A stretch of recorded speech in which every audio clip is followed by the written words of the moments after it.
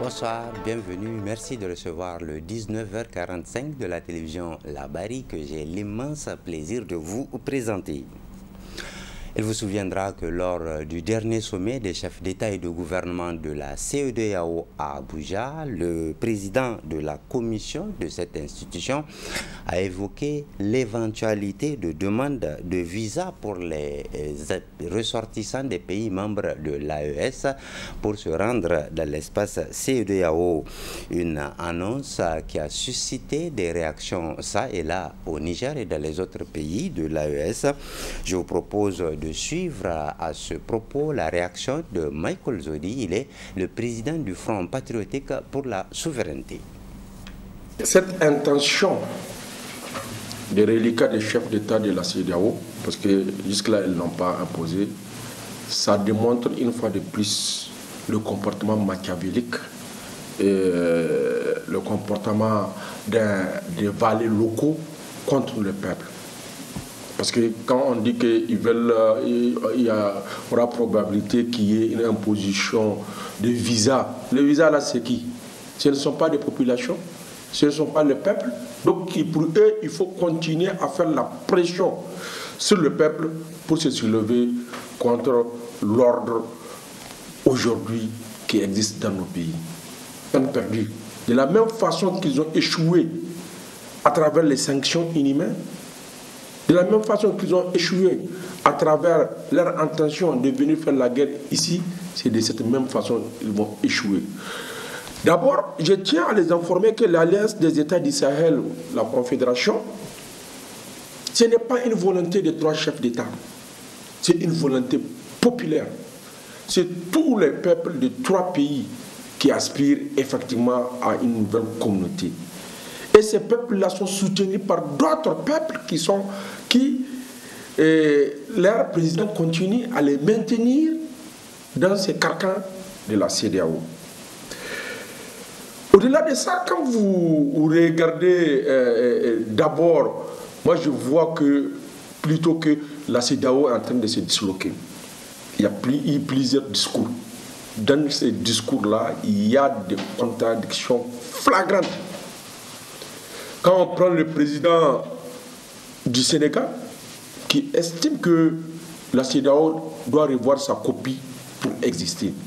La CEDEAO doit être une CEDEAO de peuple. La CEDEAO ne doit plus continuer à vouloir imposer des sanctions contre des peuples. C'est pour l'intégration. Au-delà de ça, ils doivent comprendre que la CEDEAO n'est pas la seule communauté. Nous sommes dans l'Union africaine. Nous sommes dans le Conseil de l'Entente. Nous sommes jusqu'à présent, jusqu'à preuve de contraire, dans l'IMOA. Nous avons même une organisation commune, Bénin-Niger, malgré que le Bénin, à travers le parti Stallon, est en train de se comporter ainsi. Il peut y avoir des accords bilatéraux. Tout compte fait, nous sommes rassurés que nous, de l'autre côté, au niveau de l'Alliance des États du Sahel, nous ne comptons pas effectivement demander aux ressortissants de ces pays-là d'avoir le visa. Pourtant, ils sont là. Il y a des ressortissants du Bénin, il y a des ressortissants du Sénégal, il y a des ressortissants de tous ces pays-là dans l'espace de l'Alliance des États du Sahel. Mais nous pensons que nous n'allons pas nous comporter de cette façon-là. Eh bien, le peuple nigérien et le peuple du Sahel en général doivent comprendre que la voie que nous venons d'emprunter, une voie digne, salutaire, ce n'est pas une voie qui est sans conséquences. Nous assumons toutes les conséquences et nous allons continuer à assumer ces conséquences-là. Nous leur demandons d'être toujours résilients et vigilants par rapport à des comportements tendant à effriter ce combat noble de ces peuples-là. Donc, peine perdue pour eux, et nous pensons que nous allons gagner ce combat-là de souveraineté. Après le départ des militaires français et américains, ce sera bientôt le tour des troupes allemandes à stationner ici à la base 101 de Niamey, 6 à l'aéroport de la capitale. Cette base aérienne exploitée par l'Allemagne ne sera plus opérationnelle au-delà du 31 août prochain, faute d'accord entre l'Allemagne et la République du Niger. Cela suscite aussi des réactions au sein de la société civile nigérienne et je vous propose de suivre à ce propos celle de Chiroma Aïssami. L'Allemagne, tout comme la France et les États-Unis, je crois qui se sont sentis, je ne sais pas, un peu lésés par rapport à ce que le régime antérieur leur a octroyé. Notamment en ce qui concerne l'Allemagne, je crois que c'est l'arrêt ou le non-renouvellement de l'immunité judiciaire dont ces militaires-là jouissent sur notre territoire. Et ça s'inscrit dans la nouvelle orientation de la coopération militaire du Niger avec les autres pays. Vous ne pouvez pas tout simplement, parce que vous êtes un militaire étranger sur notre territoire, vous autoriser à tout faire. On ne peut pas se permettre, en tout cas si on est responsable, de vous accorder toute une immunité judiciaire comme ça. Alors que vous-même, vous n'êtes pas venu réellement dans le cadre exclusif d'appui à la sécurisation et à la lutte contre l'insécurité dans notre pays. Vous avez vos intérêts en tant que militaire étranger, en tant que pays. Donc, de toutes les façons, comme vous le savez, les pays n'ont pas d'amis, ils n'ont que des intérêts. Si des militaires... Sur le front social, retenez que le syndicat national du personnel des administrations chargé des mines et de l'énergie Sempamine était face à la presse ce jeudi matin. Il était question là de se prononcer sur la situation sociopolitique et économique du Niger. Résumé de la déclaration sortie de cette sortie médiatique avec Nafissatou Yahya et Ibrahim Abdou. C'est en vue de se prononcer sur la situation socio-économique et politique du Niger que le Bureau exécutif national du syndicat national du personnel des administrations chargé des mines et de l'énergie Sempamine s'est réuni en session extraordinaire pour rendre publique cette déclaration. Depuis les événements du 26 juillet 2023, le CNSP et le gouvernement ont décidé de la conquête totale de la souveraineté du Niger. Sous la conduite des plus hautes autorités, au premier rang desquelles le général des brigades Abdraman Chani, président du CNSP, chef de l'État, le ministère en charge des mines a pris des décisions souveraines et historiques. Ces décisions s'inscrivent dans le cadre de l'application stricte de la réglementation minière sur toutes les sociétés détentrices des titres miniers, toutes origines confondues. Cela fait plus de 15 ans pour la société Imuraram SA et plus de 20 ans pour la société Goviex, sans que ces sociétés n'effectuent des activités d'exploitation sur les périmètres des dits permis. Sachant bien que la réglementation a prévu le retrait des permis au-delà de 2 ans sans motif valable. L'État du Niger a donc décidé de retirer les 10 permis conformément aux dispositions de l'article numéro 59 de l'ordonnance numéro 96-16 du 2 mars 1993 portant sur la loi minière. Au vu de tout ce qui précède, le Ben Sempamine félicite la création de la Confédération des États du Sahel, apporte son soutien indéfectible au CNSP et au gouvernement pour le combat de la conquête de notre souveraineté totale, apporte son soutien au ministre des Mines pour son engagement à préserver l'intérêt de notre pays. Félicite la rétrocession de la maison de l'uranium injustement occupé par les sociétés sommaires et communales.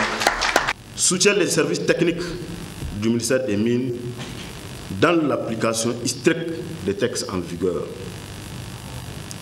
Rend hommage à nos vaillantes forces de défense et de sécurité tombées sur le champ de bataille et souhaite un propre rétablissement aux blessés.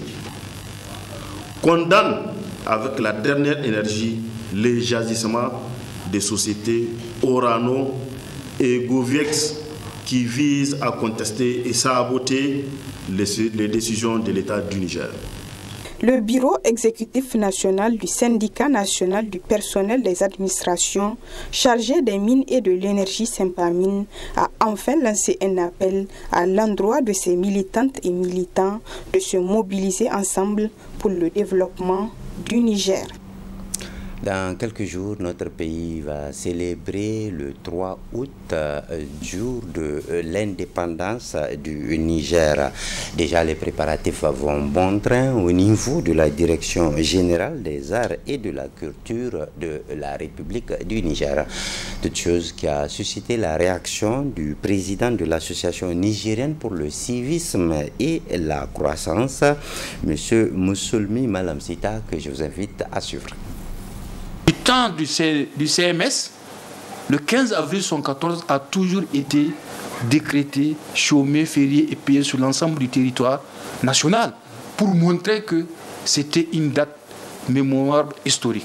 Et de la même manière, le 26 juillet doit rester et demeurer cette date à l'image du 15 avril 1914 et par conséquent, les autorités du CNSP doivent créer les conditions à ce que le 26 juillet 2024 soit une date fériée, chômée et payée et que toutes les corps, je dis encore une fois, organisés et constitués, s'activent chacun à donner forme à cette date selon ses capacités, selon ses possibilités. Et que, comme la tradition le souhaite, le président du CNSP devrait faire son adresse à la nation la nuit du 25 au 26 juillet pour marquer et prouver davantage qu'ils sont résolument engagés vers cette indépendance, cette souveraineté qui est, de notre point de vue, une action irréversible. Mais revenir, faire une adresse à la nation à l'occasion du 3 août nous paraît incohérent, ça nous paraît incongru et ça nous paraît illogique au vu de tous les efforts qui sont fournis jusqu'à aujourd'hui. Donc voilà, pour notre part, au sein de l'Association nigérienne pour le civisme et la croissance, qu'il nous soit permis de partager ce point de vue par lequel nous avons approché le syndicat national des agents des impôts, le SNAI, parce que tout le monde sait que chaque fois, nous avons une initiative dénommée Journée nationale du contribuable avec la Direction générale des impôts qui se fait une fois dans l'année. Cette initiative suppose que, une fois dans l'année, la Direction générale des impôts dédie une journée à tous ceux qui payent leurs impôts et taxes au Niger parce que les impôts et les taxes, pour nous, sont l'allié principal de la souveraineté. Tant que vous parlez de souveraineté, que vous n'avez pas de ressources, vous n'avez pas de capacité de mobiliser vos propres ressources, la souveraineté reste hypothéquée aux déshydratats, toujours des partenaires auprès de qui vous allez chercher des fonds ou des ressources pour faire face à vos dépenses ou à vos engagements.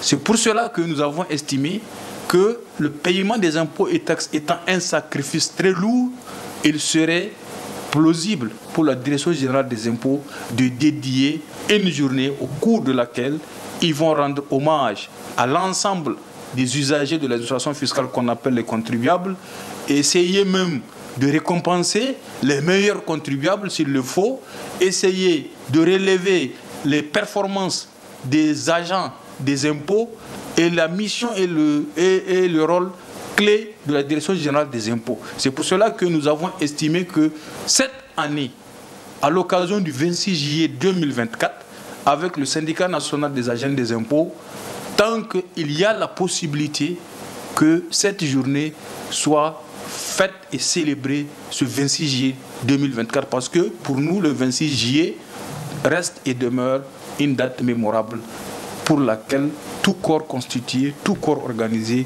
doit démontrer sa solidarité, doit montrer son soutien et son accompagnement. Voilà, vous l'aurez constaté, c'était plutôt une analyse consacrée à la date du 26 juillet 2023 qui consacre la prise du pouvoir par le Conseil national pour la sauvegarde de la patrie CNSP, date qui sera célébrée dans quelques jours. C'était donc les propositions et analyses de Moussoulmi Malam Sita, président de l'Association nigérienne pour le civisme et la croissance. Nous en venons maintenant à la partie magazine de ce journal consacrée au retrait des bases des militaires allemands du territoire nigérien. Retrait qui devra débuter à partir du 31 août prochain. À ce propos, je vous laisse suivre l'intégralité de la réaction de l'acteur de la société civile, Chiroma Aïsami, sur cette question. Bonne réception et à très bientôt sur la télévision La Bari, Inch'Allah. C'est la suite logique de la refondation de laquelle notre pays s'est retrouvé depuis le 26 juillet. Il vous souviendra que notre pays s'est désormais tracé son propre chemin. Il a défini ses propres priorités et sa propre stratégie sécuritaire. Il a invité tous les partenaires qui nous appuient ou qui entendent nous appuyer dans la lutte contre l'insécurité et le terrorisme à inscrire leurs actions dans la nouvelle orientation de la lutte contre l'insécurité qui a été définie par les autorités. Donc tout pays ou tout contingent militaire qui se trouve sur notre territoire est obligé de respecter cette nouvelle orientation-là, qui prend en compte notamment les intérêts exclusifs de notre pays, qui prend en compte les orientations posées par les autorités militaires du Niger, et aussi qui revient sur un certain nombre de choses ou un certain nombre de concessions qui ont été faites par le Niger aux militaires étrangers qui sont chez nous. L'Allemagne, tout comme la France et les États-Unis, je crois qui se sont sentis, je ne sais pas, un peu lésés par rapport à ce que le régime antérieur leur a octroyé. Notamment en ce qui concerne l'Allemagne, je crois que c'est l'arrêt ou le non-renouvellement de l'immunité judiciaire dont ces militaires-là jouissent sur notre territoire. Et ça s'inscrit dans la nouvelle orientation de la coopération militaire du Niger avec les autres pays. Vous ne pouvez pas tout simplement, parce que vous êtes un militaire étranger sur notre territoire, vous autoriser à tout faire. On ne peut pas se permettre, en tout cas si on est responsable, de vous accorder toute une immunité judiciaire comme ça. Alors que vous-même, vous n'êtes pas venu réellement dans le cadre exclusif d'appui à la sécurisation et à la lutte contre l'insécurité dans notre pays. Vous avez vos intérêts en tant que militaire étranger, en tant que pays. De toutes les façons, comme vous le savez, les pays n'ont pas d'amis, ils n'ont que des intérêts. Si des militaires étrangers, notamment les Allemands dans ce cas, se retrouvent au Niger, prioritairement, c'est pour défendre les intérêts allemands. C'est que l'Allemagne a des intérêts au Niger qu'ils sont venus défendre. En défendant leurs intérêts, là, ils se sont octroyés beaucoup d'avantages, ou bien le Niger les a octroyés beaucoup d'avantages dans l'ancienne gouvernance. Et ce sont ces avantages-là que désormais le pays n'est plus apte à céder, n'est plus, je ne sais pas, disposé à accorder. Et eux, en tant que militaires allemands, ils se sont sentis un peu lésés, ils disent qu'ils vont partir. Bon, de toutes les façons, nous savions que tous les militaires étrangers sur notre territoire vont partir. Ce n'est qu'une question de temps. La France, au début, elle a dit qu'elle ne part même pas. Elle est où maintenant? Les États-Unis, c'est vrai qu'ils ont dit qu'ils n'ont pas dit qu'ils ne partent pas, mais ils ont cherché à faire des dilatoires. Ils sont en train de partir. Même les autres qui restent là, ils vont tous partir. Vraiment, le Niger Et dans une nouvelle démarche, tout celui qui veut rester au Niger, tout celui qui veut continuer la coopération militaire avec le Niger a un certain nombre de principes et d'orientations qu'il faut respecter. S'il ne respecte pas vraiment, on va l'inviter calmement et amicalement à retourner chez lui. Donc, et à nous laisser vraiment nous occuper nous-mêmes de notre propre problème, nous-mêmes de nos préoccupations sécuritaires et liées à la lutte contre le terrorisme. Normalement, sur la base des accords qu'ils ont signés avec l'ancien régime, sur la base des accords qui les ont permis d'être au Niger, on ne peut pas les poursuivre. En réalité, c'est ça le problème. Et c'est l'une des choses qui ont amené les nouvelles autorités à dénoncer ces accords-là. Parce qu'on ne peut pas comprendre des militaires qui viennent chez vous, qui tuent vos enfants, et donc vous ne pouvez rien faire, et vous acceptez cet état de fait-là. Donc normalement, sur la base des accords qu'ils avaient signés avec l'ancien régime, on ne peut pas les poursuivre malheureusement. Et vous voyez que l'acte donc, de la tuerie de nos enfants de terrasse s'est posé, c'est même le gouvernement du Niger qui a endossé l'acte. C'est comme si le gouvernement du Niger s'est placé dans une position où il ne veut même pas qu'on dise que c'est les Français qui ont tué. D'abord, ils ont voulu faire porter donc, ces fardeaux-là à la gendarmerie. Donc la gendarmerie avait refusé. Il dit non, non, c'est les Français qui ont tué, qui ont tiré. Et c'est devant tout le monde. Mais le gouvernement du Niger de l'époque, il ne voulait même pas qu'on dise ça. Il voulait porter l'acte. C'est comme si c'est le Niger qui s'est assumé. C'est comme si c'est le Niger qui a tiré sur ses propres enfants. Donc c'est vraiment, c'est malheureux. À l'époque, nous l'avions dénoncé. C'était pas digne, c'était pas responsable. Vraiment, pour me résumer, sur la base des accords qu'ils avaient signés, là, on ne peut pas les poursuivre, malheureusement, on ne peut rien faire. Les Nigériens qui ont été complices de cette forfaiture, moi, je pense qu'il va falloir regarder les choses, il va falloir faire une analyse vraiment responsable et une analyse dépassionnée de ces dossiers-là. C'est vrai, c'est des Nigériens qui ont été complices, qui ont signé ces accords-là. Mais je pense qu'il, pour le moment, pour moi, il n'est pas encore temps de chercher qui a fait ça, qui... Non, non, non. Maintenant, là, nous avons un objectif bien précis. Nous sommes en train de réaffirmer notre souveraineté. Nous sommes en train de lutter contre ces terrorismes-là. Nous sommes en train de lutter contre ces bandes, ces criminels-là en bande organisée. Finissons-en avec d'abord. Quand on finit la lutte, quand on les affaiblit considérablement, quand on arrive à affirmer notre sécurité, quand on arrive à assurer la sécurité de nos citoyens sur l'ensemble du territoire, quand on arrive à affirmer notre souveraineté et notre dignité, là, en ce moment-là, peut-être on va revenir, on va se regarder dans les yeux, se dire les mille vérités. Bon, voilà, telle chose qui était arrivée là, comment c'est arrivé? Qui étaient les complices? Pourquoi les gens ont fait ceci là? Quelles ont été les causes, les vraies causes de l'acte que les gens ont posé? Quelles ont été les conséquences? Et qu'est-ce qu'il faut faire maintenant? On va se poser toutes ces questions-là. Mais franchement, je pense qu'il n'est pas encore temps, on n'est pas encore là, on n'en est pas là. Il faut maintenant chercher à assurer la sécurité de nos citoyens sur l'ensemble de notre territoire.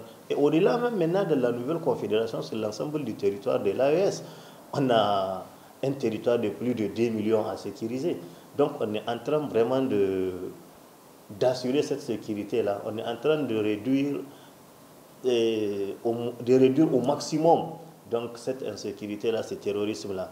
Finissons-en d'abord. On a tout notre temps. On va revenir poser ces débats-là, vraiment de qui a fait quoi, comment et qu'est-ce qu'il faut faire. Bon, les partenariats avec la Russie, je pense que c'est un partenariat qui est très bon, qui va nous permettre réellement vraiment d'assurer notre sécurité. Parce que je vous rappelle que la Russie, c'est la première puissance militaire mondiale, hein, quoi qu'on en dise. Donc, et la Russie a fait ses preuves du point de vue sécuritaire, du point de vue de coopération militaire.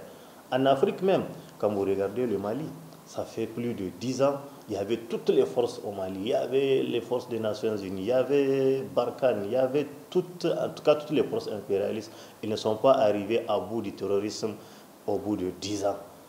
Vous voyez, maintenant quand le Mali s'est tourné vers la Russie pour nouer des relations donc, de coopération militaire avec la Russie, là, aujourd'hui, les militaires maliens sont les maîtres du terrain, comme on dit militairement, donc c'est eux qui ont l'initiative. Aujourd'hui, les gens sont en train de déposer les armes devant les militaires maliens et on voit très clairement l'avancée, vraiment, les résultats dans la lutte contre le terrorisme, notamment la reprise de l'emblématique bastion terroriste de Kidal. Clairement, même les militaires, tout le monde, à un moment, ne pensait même pas que Kidal va revenir donc, dans les girons du gouvernement malien. Les gens, ils ont créé un no man's land. Mais aujourd'hui, grâce à la coopération avec la Russie, les militaires maliens ont pu récupérer la ville de Kidal. C'est vraiment du concret. C'est quelque chose qui est là, terre à terre, qui saute à l'air, qui est comme de l'eau à voir. Quand vous prenez du côté de l'Afrique centrale, la ville de Boki, c'était comme la ville de Kidal au Mali, en Afrique centrale, en Centrafrique. En Centrafrique aussi, la ville elle a fait plus d'une décennie dans les mains des rebelles. Donc, grâce à la coopération avec la Russie aussi, le gouvernement centrafricain aujourd'hui a pu récupérer la ville de Boki. Donc, vous voyez, ça, je vous donne des exemples concrets de réussite dans la coopération militaire avec la Russie. Je pense que c'est vraiment une coopération qui doit être renforcée parce que les Russes, ils ont des résultats. Ils ne font pas trop de bruit, mais sur le terrain, vraiment, ils ont des résultats. Et comme vous le savez tous, on dit que les Russes ne donnent pas des leçons. Ils ne viennent pas avec une condescendance. Ils ne donnent pas des leçons. Ils ne sont pas comme nos anciens partenaires qui viennent vous dire ce que vous allez faire. Pour eux, non, non, non. C'est vous-même qui devez déterminer qu'est-ce que vous voulez, comment vous voulez. Maintenant, ils vont voir dans la mesure du possible qu'est-ce qu'ils peuvent faire pour vous appuyer à atteindre vos objectifs. Donc, les Russes ne donnent pas des leçons. Les Russes ont des résultats. La coopération avec la Russie, c'est le pragmatisme. C'est du terre à terre. Et c'est vous qui définissez qu'est-ce que vous voulez, c'est vous qui définissez vos priorités. Maintenant, la Russie vous appuie dans la réalisation de vos priorités, dans l'atteinte de vos objectifs. Et aussi une troisième raison qui est non moins importante, c'est que la Russie, comme on le dit aussi, ils n'ont pas de passé colonial en Afrique. Hein. Vous n'allez pas trouver un pays donc, qui a été colonisé par la Russie. C'est vraiment, pour toutes ces raisons, moi je pense que la coopération militaire avec la Russie, en tout cas aujourd'hui, à l'étape actuelle, elle est la meilleure coopération. Parce que d'abord, c'est la première puissance militaire. C'est eux qui ont les armes de dernière génération en réalité. Les autres, là, ils ne font que parler. Hein. Vous voyez, en Ukraine, je pars en Ukraine, tout l'arsenal militaire que les Occidentaux mettent à la disposition d'Ukraine, là, les Russes sont en train de les détruire et de les récupérer. La fois passée, ils ont même fait une foire où ils ont exposé tous les chars occidentaux qu'ils ont pu capturer, qu'ils ont pu détruire. Donc en réalité, la Russie, c'est le pays qui a les dernières, ou bien qui est à la pointe de la technologie, donc de l'armement. C'est eux, hein, ce n'est pas les autres là qui sont en train de parler. Et eux, ils ne viennent pas aussi avec une condescendance chez vous. Ils ne viennent pas en donneur de leçons. Donc je pense que vraiment la coopération avec la Russie, en ce temps-là, en ce monde d'aujourd'hui-là, c'est la meilleure coopération militaire à avoir. Si vous avez une coopération militaire avec la Russie, vraiment, si vous savez ce que vous voulez, vous êtes sauvé. Maintenant, quitte à savoir à chaque pays ce qu'il veut. Comme ils disent les Russes, c'est à vous de dire ce que vous voulez. Hein. Et ils ne vont pas vous dire, bon, vous devez faire ceci. Non, non, non. C'est à vous de leur dire ce que vous voulez. Maintenant, ils vont voir dans la mesure du possible qu'est-ce qu'ils vont faire pour vous appuyer vraiment à réaliser vos objectifs. Et ils ont décidé à créer un monde multipolaire, comme on le dit. Bien qu'il y a des poches d'insécurité résiduelles qui sont là, il y a des petites attaques, il y a des petits trucs, mais globalement, je pense que le Niger a fait le meilleur choix. Le Niger a fait le bon choix. Mais rappelez-vous que la question d'insécurité au Niger, là, il y a plus d'une décennie. Donc c'est quelque chose qui ne vient pas. Ce n'est pas comme par coup de baguette magique qu'on va assurer la sécurité. Donc mais petit à petit, vraiment, je pense que les choses sont en train de s'améliorer. Notre armée, qui était en voie de déstructuration sous l'ancien régime, est en train d'être restructurée. Notre armée est en train de disposer, d'avoir des armes vraiment qui vont lui permettre de lutter efficacement contre les terroristes. Et notre armée est en train vraiment d'être vraiment renforcée pour qu'elle puisse assurer convenablement sa mission de sécurisation et de défense de notre territoire. De toutes les façons, vous n'allez jamais voir les mains de la Russie derrière les terroristes, hein? Alors que les autres pays là, avec lesquels on était en aval, là, mais tout le monde a vu la connexion qu'il y a entre ces puissances-là de l'OTAN avec les terroristes. Mais dans aucun, en tout cas en Afrique, ou bien la responsabilité de la destruction de la Libye qui était vraiment la cause de la propagation des armes des terroristes et de la déstabilisation de nos États, là, la Russie n'a pas de main dedans. Alors que les gens là avec qui on était au début, là, mais c'est eux qui étaient à la base de cette insécurité-là, parce que c'est eux qui sont partis bombarder la Libye. C'est eux qui sont partis donc déstabiliser la Libye. Alors que la Russie, vous n'allez pas trouver les mains de la Russie dedans. La Russie n'a pas créé les problèmes. Donc on pense qu'elle peut participer efficacement à résoudre les problèmes. Mais celui qui a créé les problèmes là, le pyromane là, c'est lui que vous prenez encore pour qu'il soit le pompier pour vraiment éteindre le feu là. Je pense que c'est pas bon. La Russie n'est pas le pompier pyromane. Et je pense que le choix de la Russie, c'est un bon choix. Il nous suffit tout simplement d'être un peu plus patient. Ça va aller et ça va vraiment donner beaucoup plus de résultats.